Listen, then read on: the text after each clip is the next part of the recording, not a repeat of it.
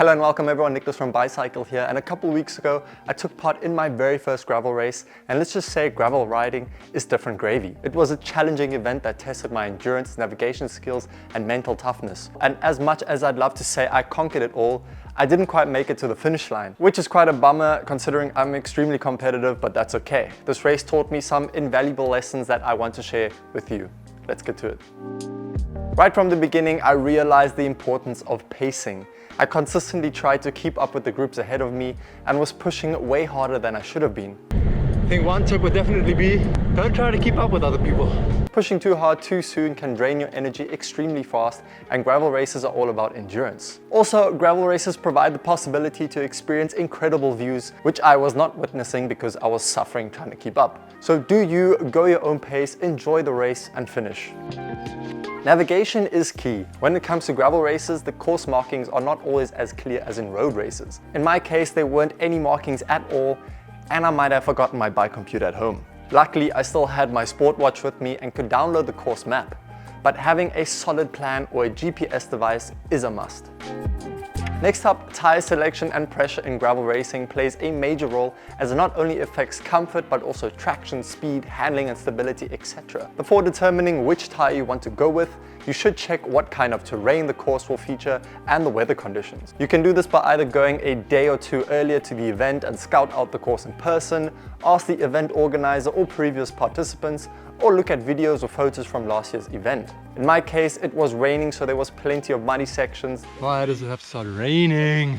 There was a sandy beach terrain, very rough gravel, and technical sections, and I was running a more slick tire, which was not completely ideal. Here you would rather opt for a tire with knobs and more tread. If the course consists more of compact gravel and road sections, then a slick gravel tire will get the job done.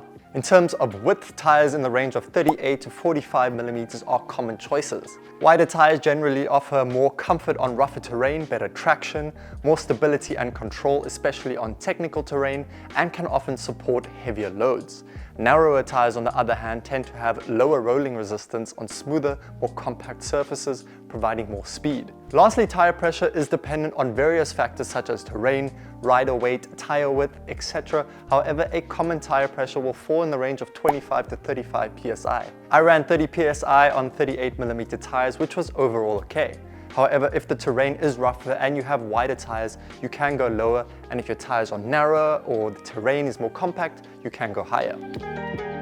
I cannot express how important it is to have spares and tools with you during a gravel race.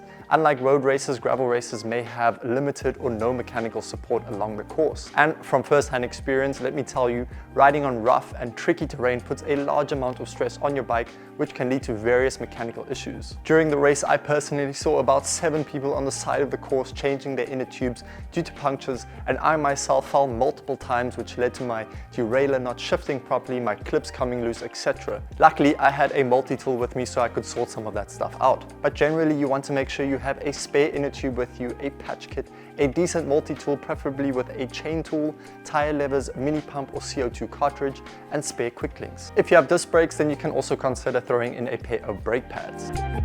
Obviously, fueling properly during a gravel race, or any race in that matter, is essential to maintain energy levels and performance over the course of the event. However, more importantly is to make sure you actually consume and drink everything you brought with you. Don't forget to fuel, boys and girls. With gravel races being more technical and requiring more focus, I sometimes forgot to actually consume what I brought with, which slowly led to a decrease in my performance. Luckily, I was constantly reminded by a friend in our group to take my gels. However, all in all, when it comes to fueling, carbohydrates are king. You want to aim to consume around 60 to 80 grams of carbs per hour. I knew this race would take me around 5 hours based on shorter gravel rides I've done before, and that there would also be a fueling station during the race. So I packed 4 gels, 2 oat bars and a banana, which was perfect for myself. If you are someone that prefers more solid foods, then also consider something like a sandwich. Just make sure to consume what you are already used to, and if you know your stomach is sensitive, don't try anything new on race day.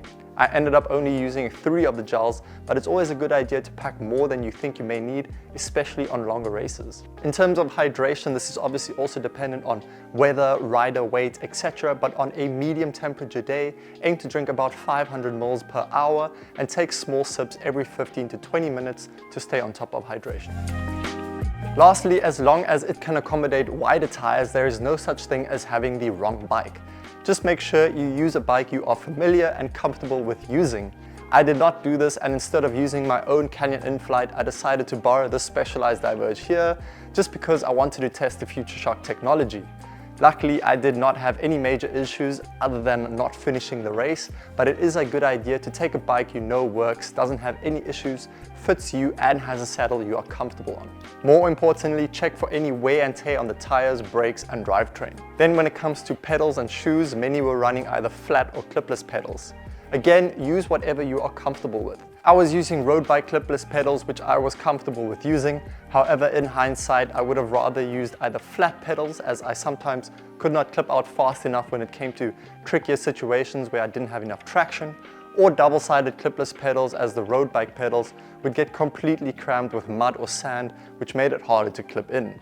Then in terms of clothing, dress in layers to accommodate changing weather conditions. Consider taking a lightweight rain jacket and maybe pack a dry t-shirt for after the race if you know you're not going to be able to change for a while. I was sopping wet after the race, and it was nice to be able to put on something dry and enjoy the after race festivities. Well, there you have it, my first 100-kilometer gravel race experience and the lessons I learned along the way. All in all, make sure to just enjoy your first gravel race, take it easy, don't stress over time, and choose one you know is in range with your fitness levels. I hope these tips help you on your own gravel racing journey. If you enjoyed this video, don't forget to give it a thumbs up and subscribe for more adventures like this. If you're looking for your next gravel bike, then make sure to check out bicycle.com, and until next time, peace.